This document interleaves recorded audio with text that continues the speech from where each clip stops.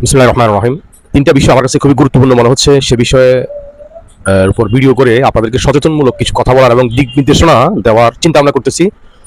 তো এক নম্বর বিষয় হচ্ছে বিয়ের কাবিন কম বেশি লাভ এবং ক্ষতি।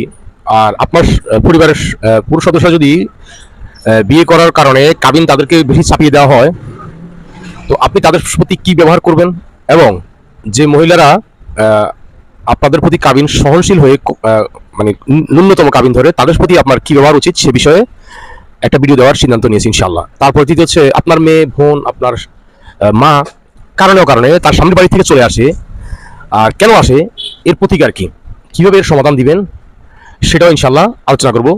দুইটা বিষয়। তৃতীয় হচ্ছে বিয়ের ক্ষেত্রে বিশেষ করে অনেক লোক এরা শিক্ষিত আর সুন্দরী খোঁজে, আর এতে তাদের কি লাভ বা এমনটা তারা কেন করে সে বিষয়ে আমি বিস্তারিত আলোচনা করবো ইনশাআল্লাহ তাআলা। তিনটা ভিডিও যদি আলাদা আলাদা দেওয়ার প্রয়োজন মনে করে দিব, আর যদি দেখি যে একসাথে কথা বললে সংক্ষিপ্ত আকারে দেওয়া যাবে সেটাও করবো।